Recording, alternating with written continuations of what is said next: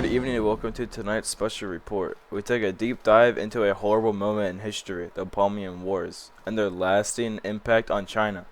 These conflicts, fought in the mid-19th century between China and Britain, led to one of the most consequential treaties in history, the Treaty of Nanjing. Let's explore how these events reshaped China and set the stage for its modern transformation. Late 19th century, China's coastal cities were divided into several foreign controlled zones. The British had significant influence in Canton and Hong Kong. This treaty forced China to cede Hong Kong to Britain, opened 5 key ports to foreign trade, and grant British citizens special legal privileges. It also imposed a massive future, further weakening China's economy. With that said, let's go into European spheres of influence. The roots of European influence in China stretch back to the early 19th century, when China's long-standing policy of isolation began to unravel under pressure from foreign powers, Britain, France, Germany, Russia, etc. The reason they did this was for China's overwhelming markets, seeking great wealth with dominance for territorial control. Though European spheres of influence in China faded by the mid-20th century, the legacy of imperialism left an undeniable mark on the country. China's experience with foreign domination played a role in shaping its modern day policies and foreign relations, especially as the nation asserted itself on the global stage. In 1899, the U.S. introduced the Open Door policy, which aimed to ensure equal access to China's markets for all foreign nations. While this was largely a diplomatic effort to prevent any one nation from dominating China, it was clear that European imperialism had a large impact on Chinese markets. In 1839, the First Opium War between Britain and China marked a turning point.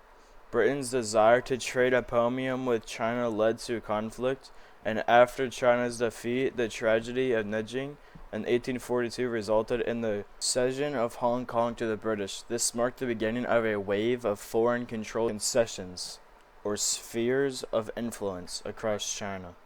In 1899, U.S. Secretary of State John Hay presented the Open Door Notes, a series of diplomatic letters to the major powers in China. The key idea was simple. The United States wanted to ensure that all nations had equal access to Chinese markets and that no single country would dominate trade in China. In the late 19th century, China was a vast and rich market, but the country was also and European powers, along with Japan, were carving up parts of China in exclusive spheres of influence. These regions gave foreign powers and control over trade, and even government power.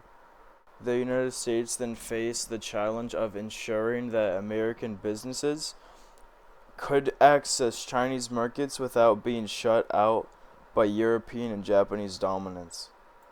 By this point, the open door policy came at a great time in unrest in China, the Boxer Rebellion of 1900, an uprising against foreign influence led to a foreign military intervention, including troops from European powers, Japan, and the United States. After the rebellion was suppressed, China was forced to pay repayments towards the U.S., but instead the U.S. used this moment to emphasize the importance of maintaining an open and unfun China.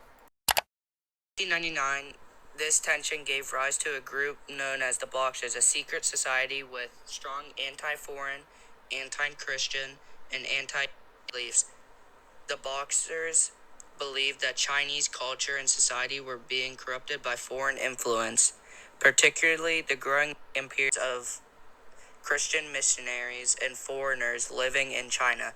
Their goal was simple: to expel all foreigners and restore China to its former glory.